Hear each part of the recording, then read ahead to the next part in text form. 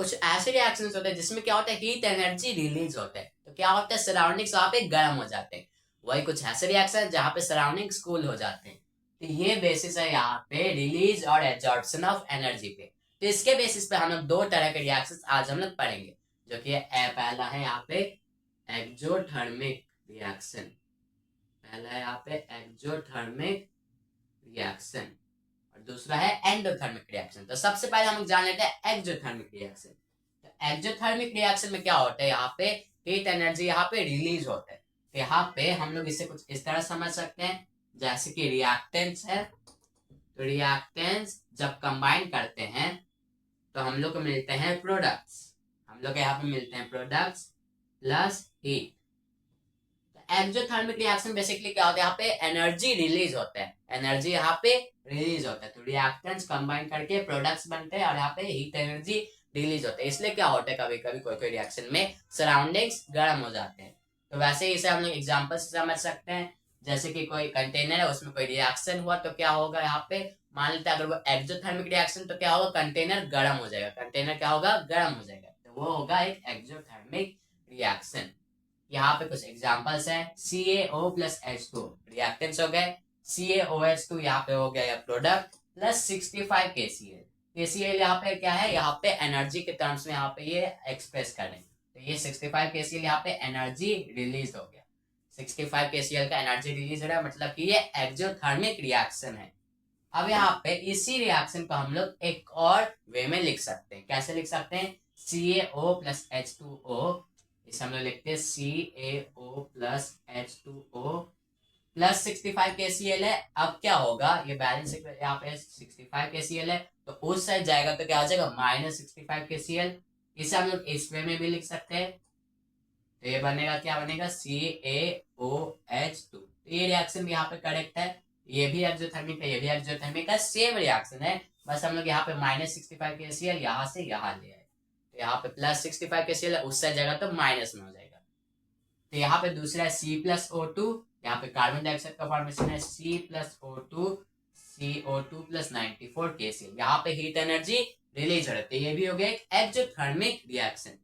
अब यहाँ पे ये दो रिएक्शन, ये एंडोथर्मिक रिएक्शन थे। अब हम लोग वो पढ़ते हैं एंडोथर्मिक रिएक्शन। अब जैसे कि पहला जो रिएक्शन लोग पढ़े एक्सोथर्मिक रिएक्शन, अगर इसमें हीट एनर्जी रिलीज हो रहा है तो दूसरे में क्या होगा, एब्जॉर्ब होगा।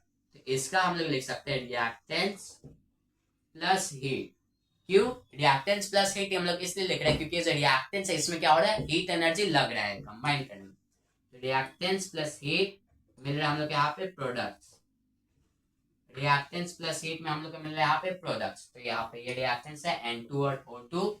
यहाँ पे प्रोडक्ट मिल रहा है 2NO माइनस 43 KCAl। तो यहाँ पे ये हो गया एक एंडोथर्मिक रिएक्शन। क्यों, यहाँ पे माइनस 43 KCl है। अब यहाँ पे बोलेंगे रिएक्टेंस प्लस हीट, तो यहाँ पे हो ही नहीं रहा। यहाँ पे हो रहा है reactants is equal to products minus heat. तो हम लोग क्या कर सकते हैं, माइनस 43 KCl है, उस साइड ले जाएंगे तो क्या हो जाएगा, plus 43 KCl। Reactants plus 43 KCl is equal to 2NO। तो ये हो गया एक एंडोथर्मिक रिएक्शन। वही है यहाँ पे फोटोसिंथेसिस का, यहाँ पे C6CO2 6H2O प्लस 686 KCl हम लोग को मिल रहा है यहाँ पे C6H12O6 प्लस 6O2। यहाँ पे एनर्जी एब्जॉर्ब हो रहा है, तो यहाँ पे ये हो गया एंडोथर्मिक रिएक्शन। तो आपको बस ये समझना है, reactants is equal to products plus heat exothermic के लिए, और एंडोथर्मिक के लिए reactants plus heat is equal to products. ये हो गया, एक हो गया रिलीज के, एक हो रहा है जिसमें रिलीज हो रहा है, एक हो रहा है एब्जॉर्ब हो रहा है। तो एक और कंसेप्ट है यहाँ पे, अगर यहाँ पे कुछ कुछ कंडीशन में होता है जैसे कि कार्बन और ऑक्सीजन। अब यहाँ पे क्या है, ऑक्सीजन का अगर हम लोग यहाँ पे बॉन्ड तोड़ना है तो इसके लिए क्या होगा, हीट एनर्जी एब्जॉर्ब करना पड़ेगा। अगर हीट एनर्जी एब्जॉर्ब करना पड़ेगा, और यहाँ पे अगर हीट एनर्जी रिलीज भी हो रहा है, तो हीट एनर्जी एब्जॉर्ब भी हो रहा है और रिलीज भी हो रहा है। अगर जो रिलीज एनर्जी, अगर यहाँ पे जो रिलीज एनर्जी है अगर वो एब्जॉर्ब एनर्जी से ज्यादा है तो ये हो गया एक एक्सोथर्मिक।